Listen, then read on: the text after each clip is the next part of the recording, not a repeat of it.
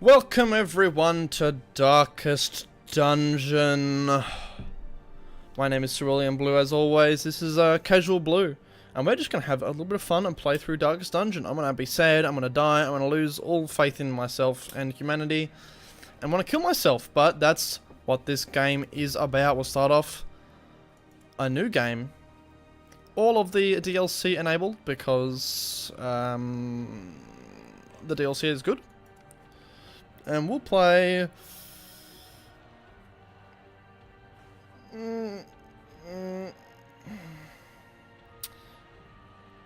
We'll play on Darkest, because I haven't unlocked Stygian, and I'm scared. And we'll call it... Casual Blue. Let's get into it.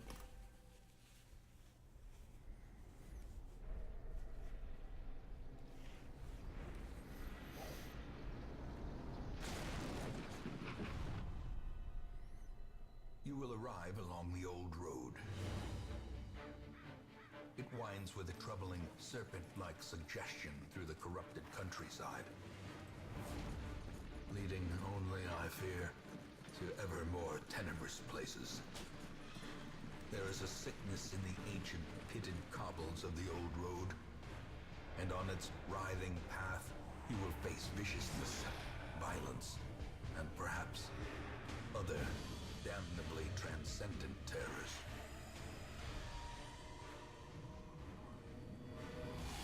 So steel yourself, and remember there can be no bravery without madness. The old road will take you to hell, but in that gaping abyss, we will find our redemption. Alright, well, what an intro. This game has been narrated by Wayne June. Absolutely awesome narration work in this game. If you don't know the theme, it's it's Lovecraftian horror, eldritch and terrible and very, very foreboding and stressful. In fact, stress is an extremely important part of this game, but I really love the aesthetic, I really love the theme. The art style, everything about this game, actually. I really love everything. One of my favorite games. Although I am terrible at it, and the difficulty is also something that I love, because I don't think it would fit if it was easy. It's supposed to be a crushing, terrible game. You know, we are forced to make these difficult choices. You become attached to your party members, and you feel you feel upset when they die. And oh, I fear we're crashing. No, we're going in now. So this is the screen. It's going to go through a little bit of a tutorial, but I already know what's going on. I've just cleared all my save games, so I have played this before. So these are our two characters so far. Each of them has 4 abilities. This is our map here, and this is our inventory. We haven't got much in the inventory. This is obviously the starting off, because we've just crashed our stagecoach. Our light level is also important, but I guess I'll explain these things as they become relevant. So, kind of basic things. Some statistics here. Health points. Damage, 7 to 14, 5 to 10. That kind of stuff. The dodge chance, the protection, the speed. Speed determines what order they go in. You know, if this guy's going to be going before this guy because he's got higher speed value. So this is how our map works. So we're in kind of a hub, a square here, and then there are, corridors that lead to other squares. So you have to go through.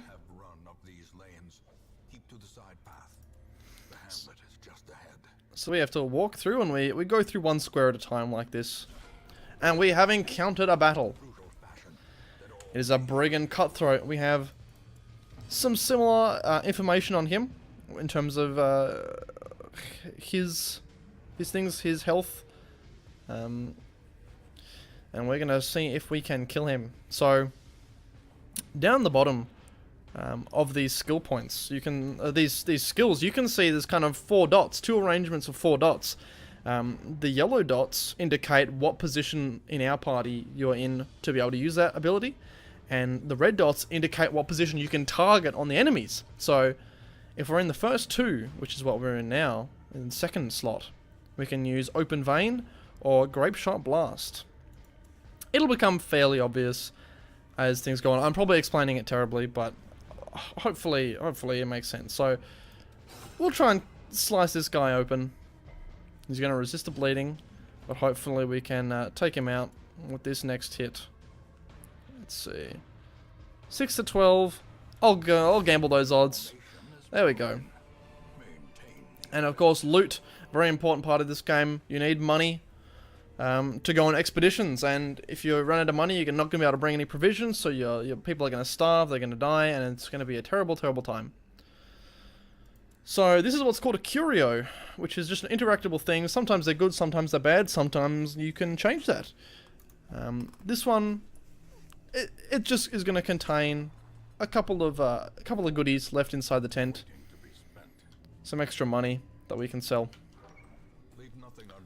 Way to this next area, and uh-oh, more enemies.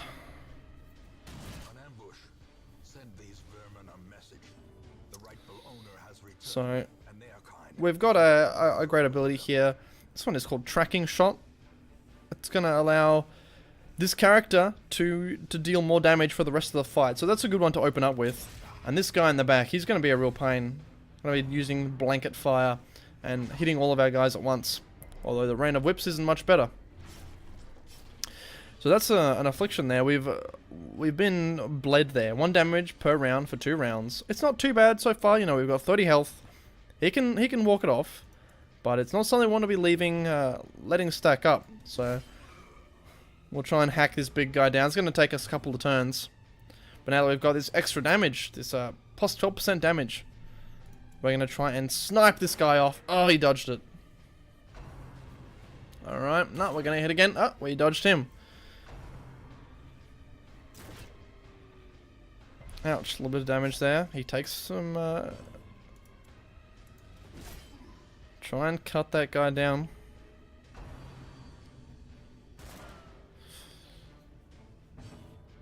I'll continue. Don't dodge this one. There we go. Connect. It's getting pretty low, only 4 health left. This fight's taking a while.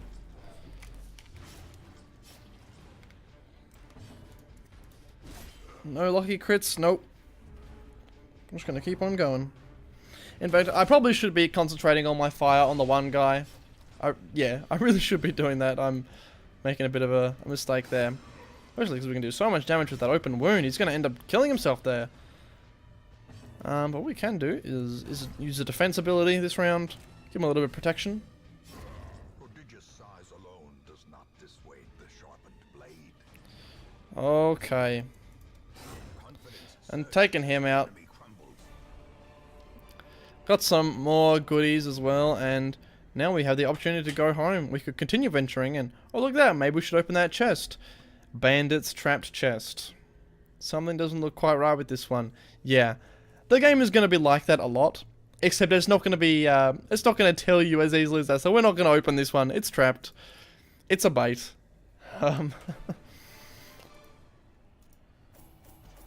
The game is cruel in that regard. So we'll go to the Hamlet. This is where a lot of the game is going to be played. We prepare for our next missions and the such. Home, such as it is. This squalid hamlet, these corrupted lands, they are yours now. Okay, we have a graveyard. Bound to them. Our memoirs. We might Most will end up here. do the intro thing a little bit later. But here we are. Here's Stagecoach. We can get some new guys. In time. Perfect. Tragic extent of my failings. In fact, can I even? Oh, I can. Women and men, soldiers. There we and go. outlaws, fools and corpses. All will find their way to Okay. the road is clear. So Mecca. what we can do, you can see we have 4 people here, and they're in. Okay, narrator. We get it. We got 4 people here, and they're in an order. This order does matter a lot. So we see up here the preferred position, depending on what abilities we've chosen. They do have more than 4 abilities at their disposal, but you can only have 4 available at any one time. And at this point, these are locked. We're going to have to buy them at the blacksmith and unlock them. Not the blacksmith, at the training. And we'll have to unlock them later on. So, for now, this is all we have to work with. This guy, he's fine with being in the last 2 positions. He's not going to be able to... So, if we were to put, say... Gale, the Plague Doctor, we would have put him in the front position here. It wouldn't make a lot of sense, because this Plague Grenade he can only use from the back 2 spots, Blinding Gas back 2 spots, Battlefield Medicine back 2 spots. He can use Disorienting Blast from any spot, but that's only 1 ability out of 4, so that's the reason why, you know, this order is very, very important. We don't want to put her there. In fact, it's kind of set up so you just whack them in, because this is still kind of the tutorial. But now we'll go to our first mission, the courtyard. What we have to do is explore 90% of rooms. Measured now in gold, later in blood. All right, very, very foreboding. But now this is where the money comes into play. So that money we picked up last mission, we ended up getting 5,860 gold. Now we're going to be throwing it all away, picking up food, shovels, torches are very important, maybe some bandages, maybe some anti-venom, maybe some medicinal herbs, maybe a skeleton key. And this is for the first mission. So, it can very, very quickly get away from you. So we've, hopefully... we'll be alright for this one. Just bring in a little bit of stuff. You know, you're not going to bring too much, because it is only the first real mission we're going on. But, you know, you never know. Hopefully, the idea is, you know, you bring just enough so that you can make a profit. So that, you know, we go on this mission, we make more than we needed to spend. And we've actually got a great layout here. So what we can do is explore 90% of rooms, so we can miss one room, basically. But so we can just go up in a line... like that, or you know, we're not going to have to backtrack, and backtracking is bad because you know, you always want to be on the lookout for more loot. Let's keep on heading forward. Here we go, an unburnt torch. Very nice. So this is the torch level, and it kind of is a bar there. At the moment we're at 76% or 76 torch level, and if the torch is higher, then we get extra dodge chance, extra scouting chance, and a positive chance of monster surprised. If the torch is lower, our heroes will suffer extra stress. They'll have a chance to be surprised and ambushed, but will also get extra loot. So there's a trade-off there. If you want to go for it, maybe you're feeling keen, that you feel like you've got this one in the bag and you can go in pitch blackness. Your guys are going to get stressed the heck out, but maybe it's worth it if you're really in a pinch for that gold. Alright, we've got a little battle here with some skeletons, bone rabble. I feel this game is a little bit loud at the moment, so I'll turn it down a tad. There we go. So obviously, these skeletons, they have a 200% resistance to bleed, if you can see down... and kind of where, I can't really point my cursor, but they have 200 resistance to bleed because the skeletons, they've got no blood. That makes sense, right? Yeah, it does. But they are susceptible to stuns and just about everything else. So I'm not even going to bother trying to do an open vein. We can just use a pistol shot, see if we can pop that guy in one shot. No, not quite. 5 damage out of 8. Still not too bad. Maybe give him a little blast. Oh. It stunned him up. That's pretty nice, at least. With our Vestal Digby. What a good name there. In fact, we can get a good chance at stunning the other guy as well. Alright. Just keeping on protecting ourselves. Never hurts. So to prevent chain stunning, every time you stun someone, they get extra stun resist. Here we go. Zealous Accusation. We can hit them both at once, and we'll see if we can pick up 2 kills. Yes, we can! Reynald, you absolute boss. Unlock Strongbox. We don't need to spend a key on that. So we can just open it up. And what do we got? A couple of things. So this is our first trinket. Extra stun skill chance, but minus dodge. So all these trinkets are always going to have downsides, pretty much. So we could say put it on our Witch Doctor.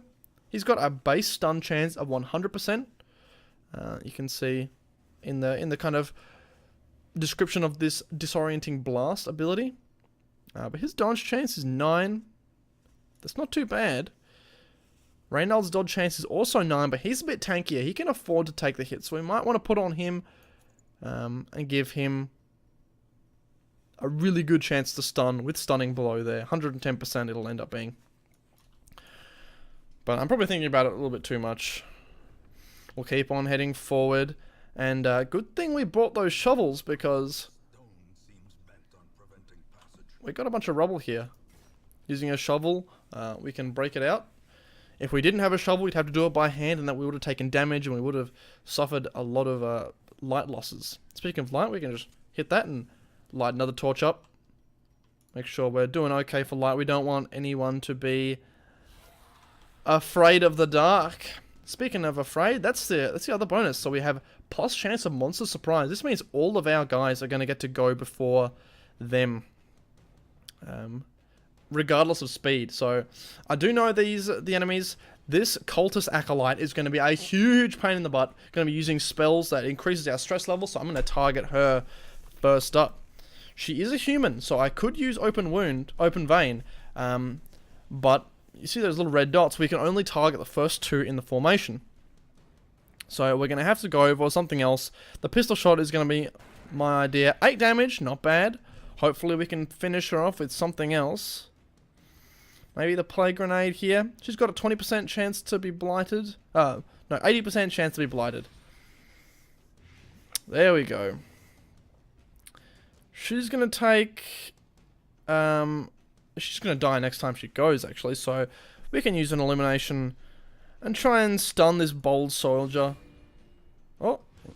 No, that was the wrong ability. I'm dumb. Wrong ability. We just debuffed him. He's going to have negative dodge. Oh, a beautiful crit, Reynald. Beautiful stuff. She's going to die. Good. He's going to get his go, though. Graveyard Slash. Going to deal some damage. Battlefield Medicine. We can use that on her. Juice her up a little bit. Not much health at the moment, but that's okay. Dazzling Light. Stun this guy up. Like we should have done earlier. And we'll get the kill. So, if you haven't noticed up until now, we've got 2 bars underneath each character. They've got a red bar, which is their health, good observation, and the second bar is the stress level. So stress it's out of 200, so it fills up once, it'll be 100, and then it'll fill up those center boxes, and that'll be the second 100. Stress is something you really have to keep a look at, and in some cases it's just as important as health, because if you let your stress get too high, you can just instantly kill your guys by giving them a heart attack. So not overworking your characters is very, very important. There are some enemies that will specifically use stress-based abilities to try and spook your guys. Okay, we've got a little bit of scout there, so we can actually see what's going on. We've got a room battle with treasure or a room battle with curio. We'll go for the treasure, because who doesn't like treasure? And we can see we had a curio somewhere along the line. A backpack contains loot. Perfect. Alright, we'll make sure to hit some more torches before we go in. And room battle. Okay, it's going to be another one of these cultist acolytes, so got to make sure to target her first. We do not want to let the stress stack up. Oh, 4 damage. Really letting the team down here. Alright, I'm going to drop a plague grenade out on the back. Get some extra damage on. Maybe the dazzling light will be enough to get a kill. Yeah, okay, that's going to work. She's going to get stunned, and she'll take some damage. So what that... even though she's stunned, that damage is still going to go through. So she's going to not be able to take a turn, but the damage is still going to go through. So effectively, we've got 2 instances of damage going to come through. And only got 6 health. Each instance of damage is 4.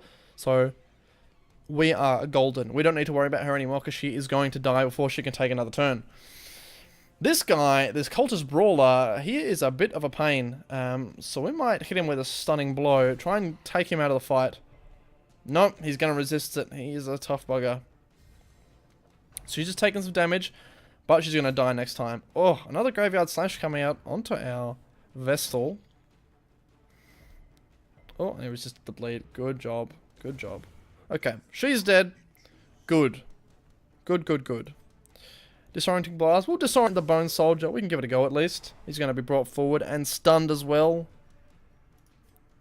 But we can open this guy's veins up. He is a human, so he does have blood. We can kill him. Oh, he's going to deal a little bit of damage, but our Crusader is a tanky, tanky boy. So this guy, he's got 2 health left, and the 2 damage. He's going to get 2 damage next time he takes a turn. So we don't actually need to worry about him anymore. We can continue focusing on our Bone Soldier. But because it's our Vestal, I might use a little bit of self-heal. Could be a prudent decision. This guy's bleeding, but it's not too big of a deal. He's got a lot of health, and your health does completely refill after each mission. So we can just go for a big old smite. 15% damage versus Unholy. And, oh, look at that. The Bone Soldier is Unholy. 1 hit, 1 kill. Beautifully done. And we can just continue healing because we know this guy is going to be dead next time he takes a turn. We'll heal up the Crusader and stop him from taking any more damage. Are we going to get another turn in there? Yes, we are. Oh, beautiful big heal. She is looking good. Okay. A survival guide. 10% scouting chance. 10% trap disarm chance. That's a pretty good pickup, actually. Especially on someone who's not super reliant on speed. Like, say, the Witch Doctor. Or the Plague Doctor, rather. You know, there's no reason he needs to go earlier than someone else. There are some reasons, but no extremely important ones. So we can put that on him. Maybe he's going to give us a little bit of scout, give us a disarm for a trap. Who knows? Let's see. An heirloom chest. We could use a skeleton key on this. Why not? Ooh. Money, crests, and deeds. Beautiful pickup. Oh, there's our scout coming in the clutch. And we will head on and take a look. So because we have Scouter, we do know there is a trap. And there it is on the floor. We can see 60% chance, 90%, 50%, 70%. Well, we'll take the 90. That seems like good odds. And we get the disarm. There's nothing in this room, so we don't need to be too worried about it. We can go forward again, and we got another backpack sitting on the ground. Our torch is getting a little bit low, so we can see shadowy. Plus stress, plus monster accuracy and damage, and plus hero surprise, but also plus loot. That's a big one. I think, oh goodness, tons of stuff here. And now we face one of the biggest problems in Darkest Dungeon, inventory management. This is the only amount of slots you are ever going to get, and that is it. So things can get a little bit tight. We've got extra food we can eat. I'll pick up those busts. This actually isn't anything, it's just some lore. Pause the video and take a look at it if you want. Not super important. It's not going to give us any money or anything. So we can just keep on going. And the positive is we are going to be able to cash in that food later on. And oh, here we got a hunger proc. Eat food, regen 5% health. Nice. Okay. We are getting pretty dark. In fact, let's just squash that torch out completely. We got plus a lot of stress, plus a lot of monsters accuracy and damage, plus hero supplies, but plus loot. Many, many loot. We'll give it a go. We'll give it a go. We've got a monster battle. No monster battle here. Everything is very dark and spooky. Are we gonna face another monster? No, we just got another blockage in the path. We've got another shovel for that. Good thing we packed one and picked up another one. Last room of the mission, and it is a battle. Okay, now our heroes were surprised. That shuffles them all around. That could end up being a big deal because now our Crusader's the back. He probably doesn't have any abilities that he can use from the rear, so we'll have to be careful. You know, see what the best course of action is. For the moment, I really want to take out this Bone Courtier because he has a really painful stun, really painful stress attack that is just such a pain in the butt. So we'll try and target him down as soon as we can. Disorienting blast, please, please hit him. Get the stun off. There it is. Okay. So now we have a little bit of breathing room to work with. As long as we don't take too much stress damage here, I am completely fine with this. Hand of Light. We can use on... do we use it on anyone? I guess this guy, it's not really going to do much. It's going to debuff him a little bit. He does negative damage, and that is a good thing. Okay, stunned up. Make sure to target him. Okay, so now we can see the Crusader. He's got nothing. He can't use any abilities apart from move. So we'll try and jump him up the formation a little bit. Well, she's going to cop an Axe Blade. Ah, here it is. The Tempting Goblet does 5 damage and 25 stress. That is not fun at all. We're going to try and finish him off. 4 damage. There we go. Okay, so he's dead. Oh, no. No, no, no, no, no. 6 damage. Oh, goodness gracious. Okay. So here we go. Death's Door. This is the kind of the way the game gets around instant killing your people. If your health gets to 0, you get to Death's Door. If they take another hit, then the next blow could be fatal. So we got to make sure we got to try and heal them up. Until then, until we get a healer taking a turn, we can't actually do anything. So we'll just, he can't even heal himself. We got to move him back one. Uh-oh. All right. Oh, that's actually pretty good. She got moved back with the attack from him. And now we've got a Crusader back into the front. We can try to target one of these guys. The Bone Defender seems like the good target. He's got an axe. No one likes an axe man. Pistol shot. We can use on him. Ooh, nice 11 crit. Right where it hurts. He's going to jab us with a bayonet. Not enough damage. Our Crusader, he's far too strong. Another dead weight being used. Don't get the stun again. Oh, no, she didn't resist it, even though she had the resistance. Okay. We're going to try to smite again. 5 to 10. Oh, it's a little bit sketchy. Let's try and do it. No, 7! I trusted in you.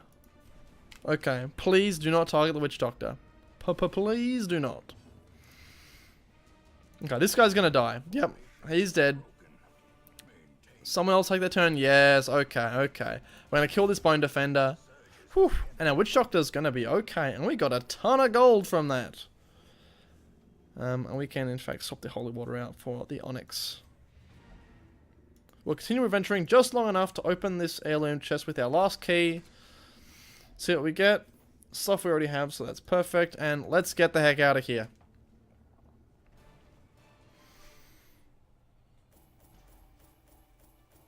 Alright. We spent probably around 2,000 gold to get here. And we have definitely made our money back here. As well as heirlooms. I'll explain what heirlooms do in just a second. We got a ton. Here we got level ups. And every time someone goes into a mission, they have a chance to get a sort of a quirk or a quirk here.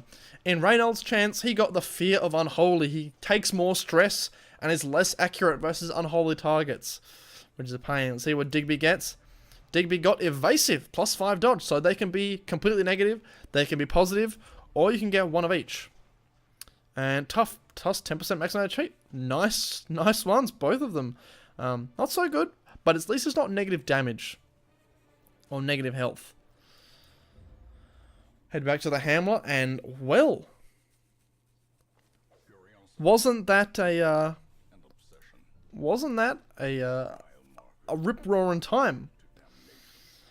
Obviously, people are keeping their stress levels, so she's still at 31 stress, and we're gonna have to, let her cool down in town, so that she de-stresses out, or we can put her in one of these stress relief facilities like the Abbey. So it's gonna cost us a bunch of money, but we can commit them here, and they're close to the transept or the penance hall. Each have different money values because they do different levels. So the penance hall is going to be the best, but it costs the most. The stress is fairly low though on Digby, so I'm not going to be too worried about it. We're not going to rush to do it just yet. And of course we also have the tavern, which we can use the bar, the gambling hall, or the brothel.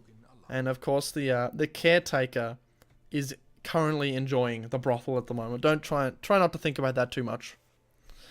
But that was the first mission we went on. Of course, we've got a bunch of new people for our stagecoach.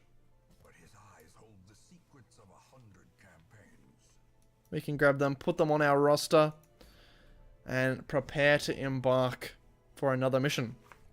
Before I do that, I'll explain. So this is our hamlet.